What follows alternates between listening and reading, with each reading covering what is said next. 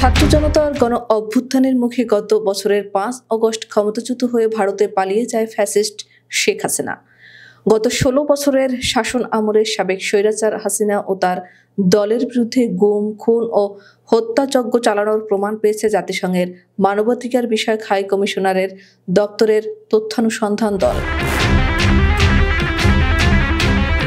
জাতিসংঘ সম্প্রতি শেখ হাসিনা ও তার দলের গুম, খুন নিয়ে যেই প্রতিবেদন জমা দিয়েছে তাতে চরম অনিশ্চয়তার মধ্যে পড়ে গেছে হাসিনা ও তার দল আওয়ামী লীগের ভবিষ্যৎ। অন্যদিকে গণহত্যাকারী আওয়ামী লীগ রাজনীতিতে ফেরার স্বাভাবিক প্রক্রিয়া এড়িয়ে ভারতের প্রধানমন্ত্রী নরেন্দ্র মোদী ও মার্কিন প্রেসিডেন্ট ডোনাল্ড ট্রাম্পের হস্তক্ষেপ নিয়ে আশায় যে বুক বেঁধেছিল সেটাও বিফলে গেছে। মোদীর যুক্তরাষ্ট্র সফরে বাংলাদেশ ইস্যুটি নয়াদিল্লি গুরুত্বের সাথে তোলার চেষ্টা করলেও ট্রাম্প প্রশাসন যে তা গুরুত্ব